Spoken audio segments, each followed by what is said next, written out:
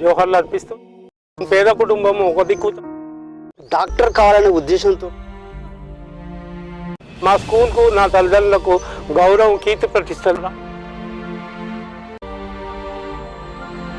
ఆర్థిక ఇబ్బందులు పడుతున్న పరిస్థితులను చూసి 2 సార్లు తేలి గడిచింది. నా బాధ వర్ణాతీతం. ఆ రక్తము పైపు లెక్క ఇట్లా చిత్తుతుంది మొత్తం. అది చూడలేక తట్టుకోలేక మా అమ్మ కష్టానికి బాధను చూడలేక జర్నలిజం వైపు వచ్చారు. నాకు బాధగానే అనిపిస్తుంది.